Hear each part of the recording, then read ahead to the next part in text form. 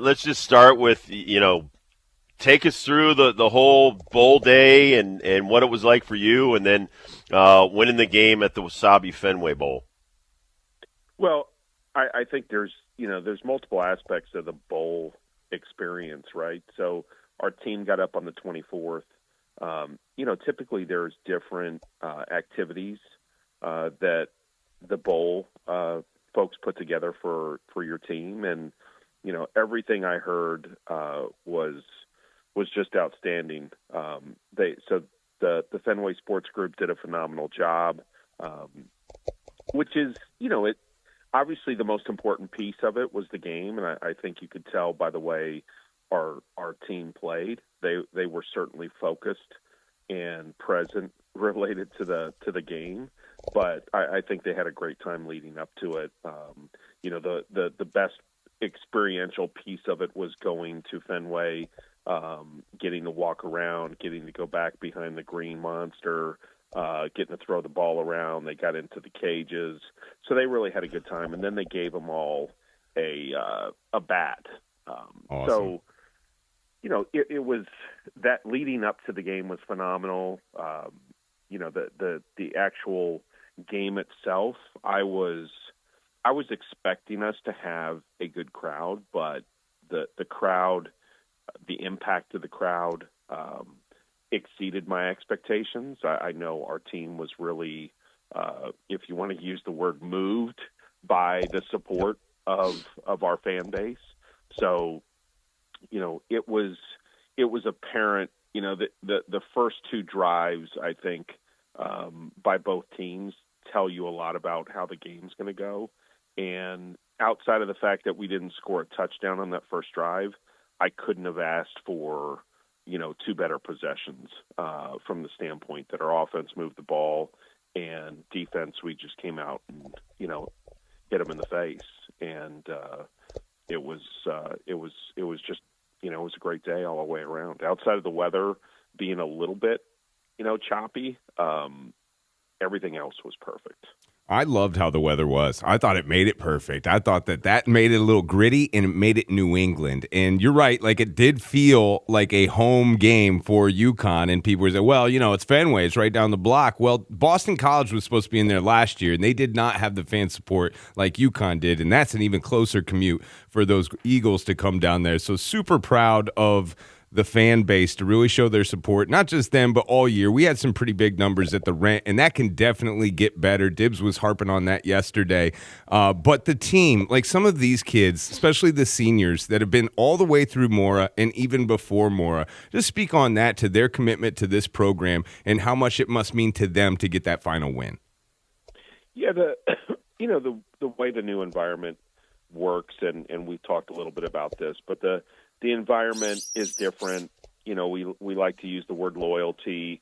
Loyalty obviously goes both ways, but you don't see as many kids nowadays sticking around for as long as we've had some of our guys as a part of this program. So to see some of our fifth and even sixth year guys be able to experience something like this was, just phenomenal. And I think, I responded to someone on Twitter that made the comment that they just didn't understand the bowl season anymore and why we even play some of these games. And certainly if you talk to some of our guys, you'd have a different level of appreciation. And look, not every program's going to treat a bowl game the same way, and there's various reasons for that. I'm not suggesting, it's right or wrong, but for us, that game was really meaningful. It certainly was meaningful to the group of guys on our sideline,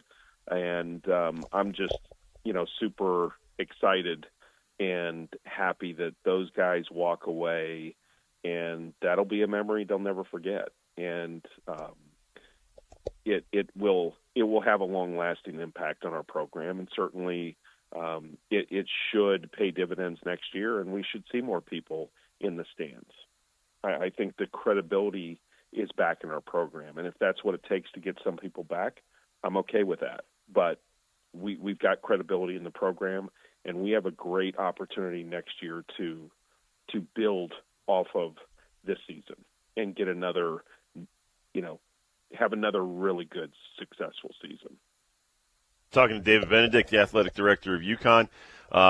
Couldn't have done it without you bringing in Jim Mora. And then before the game even started, the news came out that Jim had gotten an extension, I think, through 2028. But that was fantastic news before the game even started. Obviously he's a very positive person. You're a very positive person. I watched what you did on Twitter, and I give you a lot of credit. I would have said a lot nastier stuff to that guy because he just doesn't get it. Like Ben said, these kids deserve bowls. These kids deserve a way to go out with a win, go out at Fenway. The history, the offensive and defensive players got bat trophies that will live with them and those memories the rest of their lives. So some people don't understand that. But talk about Jim Mora, the extension, and being able to keep him here, just like keeping Dan Hurley with the basketball program. Yeah, if you rewind the clock, 3 years ago when we went through that process and we were able to, recruit Coach Mora to come to Uconn, I'm sure, some people thought, hey, that's a great hire. You're bringing someone that's got a lot of credibility, a lot of history and experience, big name just in general from a football standpoint.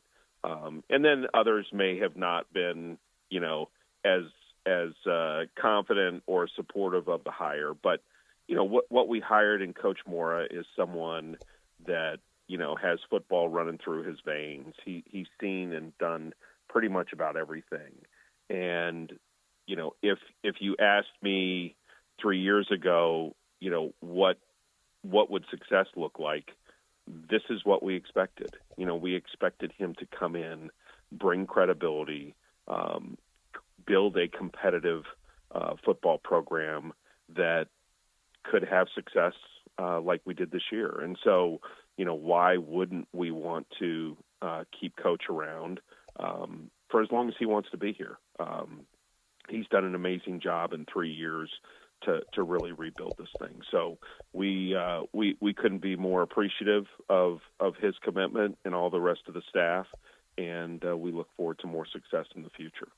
The word of the week in college athletics, at least maybe in my head, tampering. Let's talk tampering. All right. So Coach Mora had a pretty bold statement, or a very strong statement, I should say, about tampering. And you made mention of this a couple of weeks ago on the show about it feels like every kid on the roster has been tampered with, men's basketball, football.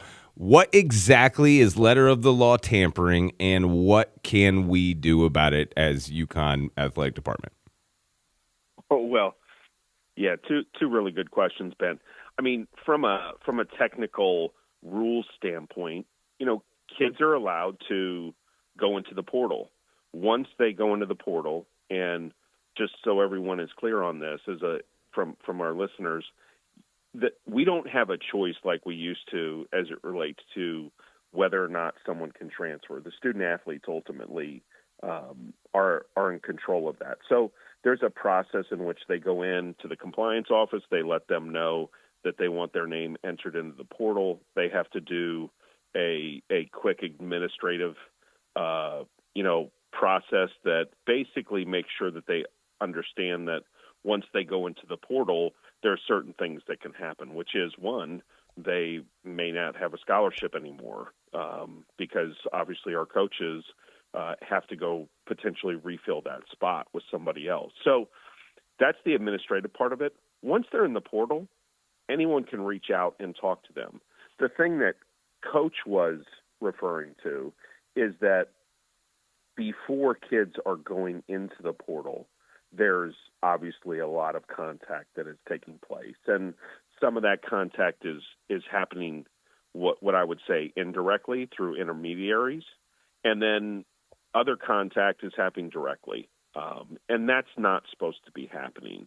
And you'd like to think in a world where, the student athlete now has control. It's not that the coach can say, well, I'm not going to release you. The student athlete has control.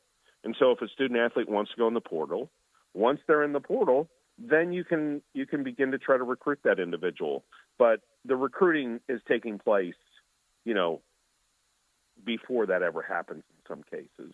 And certainly, in the situation that I think Coach was referring to, you have a student athlete or student athletes that may not have gone in, may have gone in, pulled their name out, or they never went in yet, that are getting contacted immediately following our game because they had a good performance.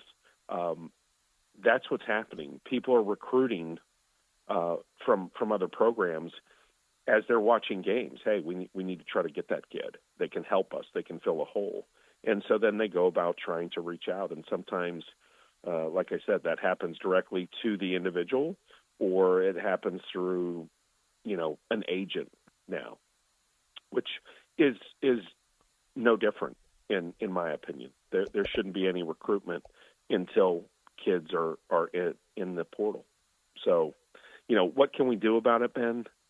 Unless someone provides you, a screenshot of a text or right. a screenshot of an Instagram where they're reaching out, or a DM, there's not a whole lot you can do.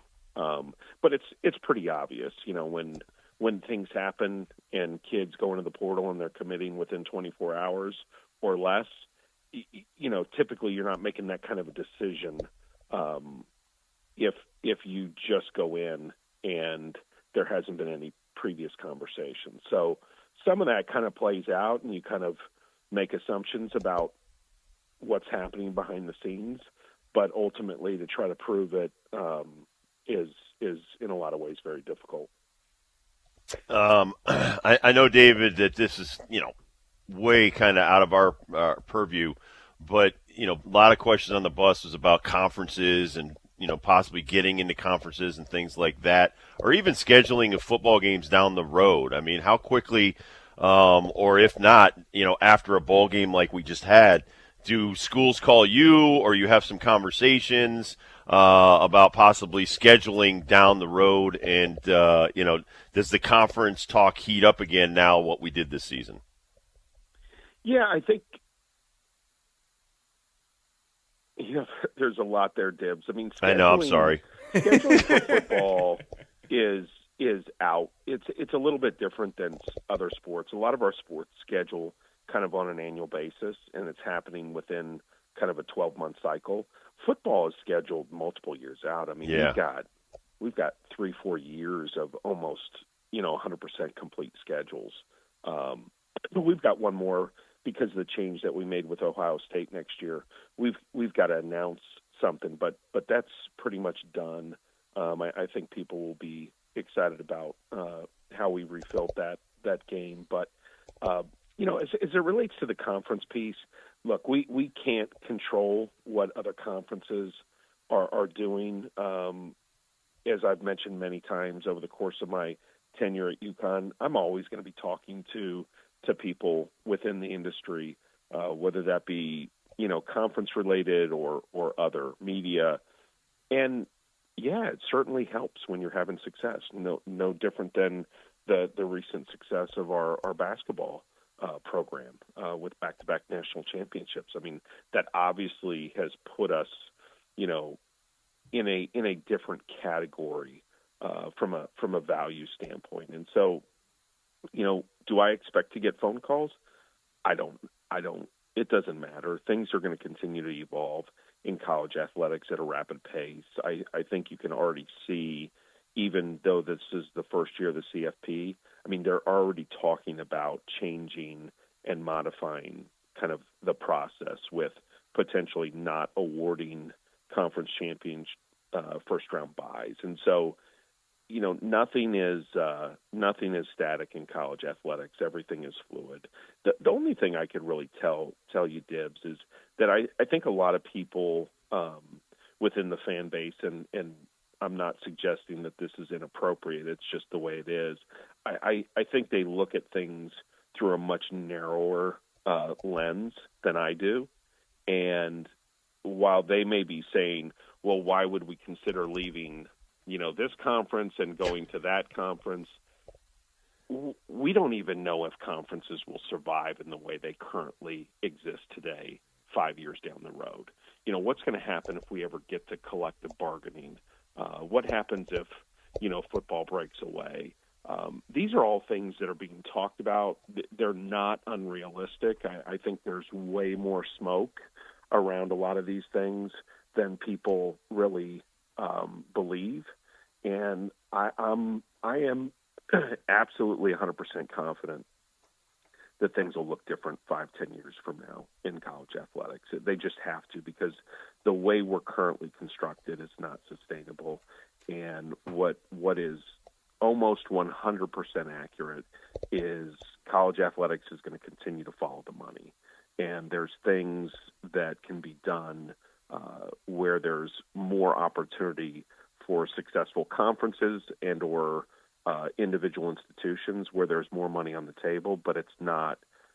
We're not positioned in a way currently with the way stuff is structured to go out and get that money. And so, as long as there's opportunity like that, it's gonna mandate that there's change. The one thing's for sure that the brand is looking pretty good right now, and it looks even better with a 9-4 football team and a heck of a season. So who knows what happens in the future, but we know that UConn's going to be a part of that conversation because of the recent success. And then the beat goes on. I mean, New Year's Day, we got a double header, same time. We've got women's basketball, men's basketball playing at the same time on the road in the Big East. Women's hockey, Boston College, men's hockey, Harvard. That's going to really crank up. New Year's going to be great, 2025. Any New Year's like superstitions for David Benedict? Do you do anything just to make sure these teams win national championships? Any kind of seance or anything? No. Hey, Black-eyed peas or like cabbage? I let the professionals go party. I try to keep it low key, spend time with the family at the house. It's just a tradition that is multi-generational for the Benedict. So awesome. We'll be hanging out. We'll be watching some football tonight. Anxious to see how Boise State does and see if they can compete with Penn State.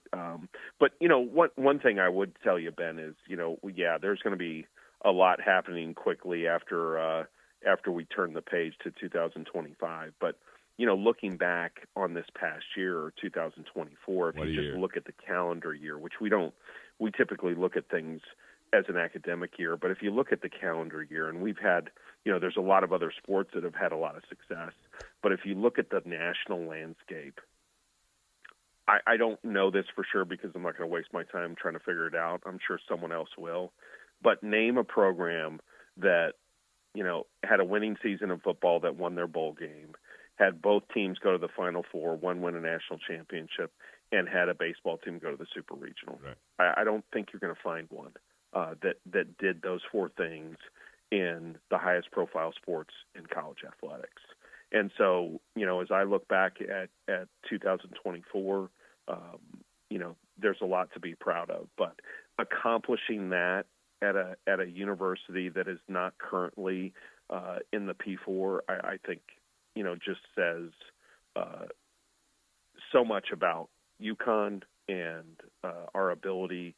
And regardless of what conference we're affiliated with, regardless of P4, G5, whatever you want to refer to us as, we have a bunch of extremely talented, dedicated coaches, and they do a phenomenal job.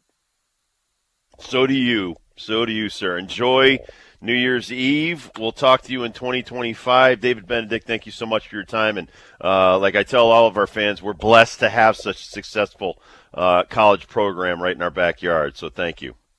Well, I appreciate it, guys. Happy New Year to you and your families, and I look forward to seeing you in 2025.